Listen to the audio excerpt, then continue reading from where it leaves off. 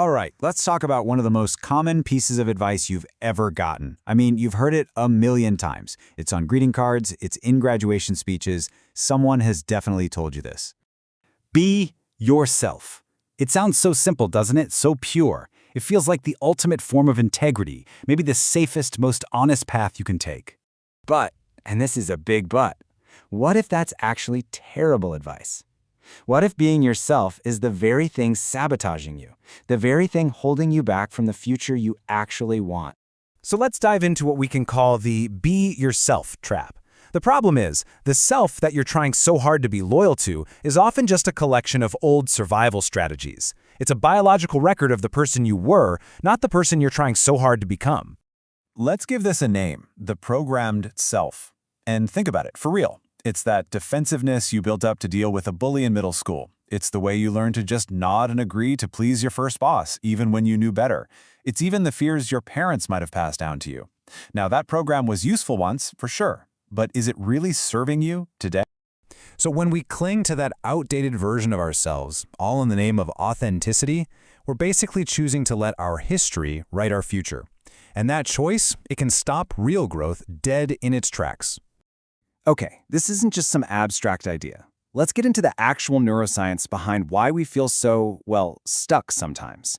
There's a real scientific reason why staying the same feels so natural and why trying something new feels so fake.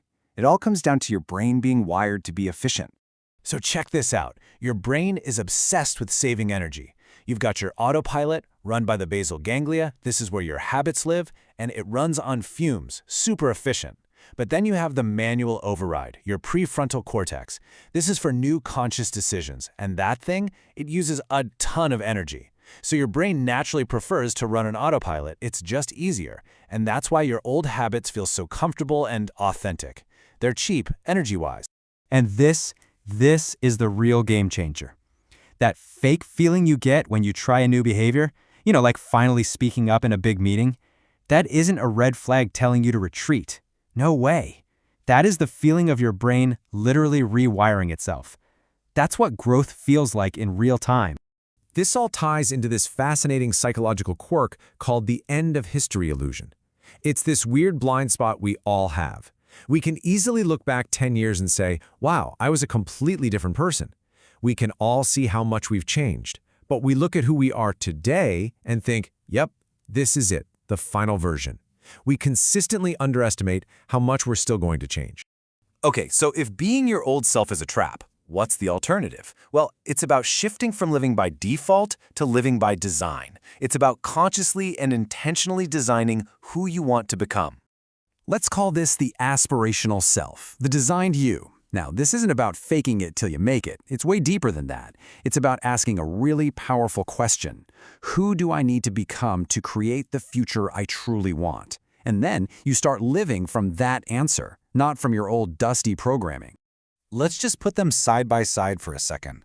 The programmed self, your default mode, avoids conflict, because maybe it learned that was safer as a kid. The aspirational self uses healthy conflict to find clarity.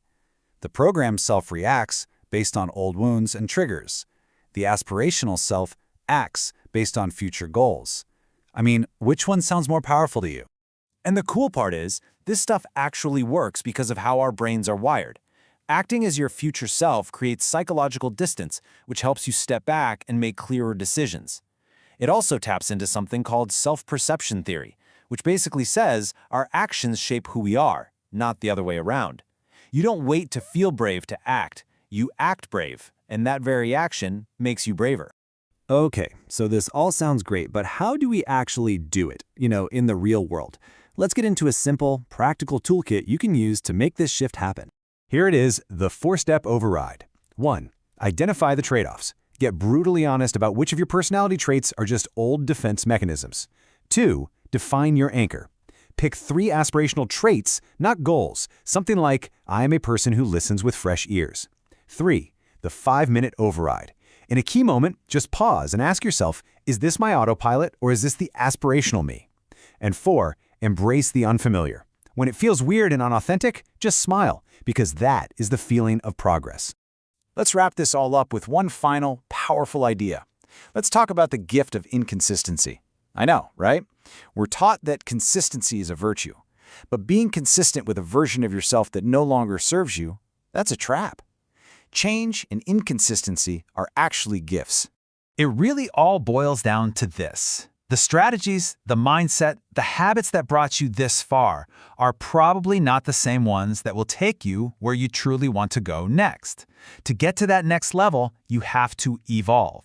So you see, personal growth isn't about finding some hidden true self, as if you lost your keys.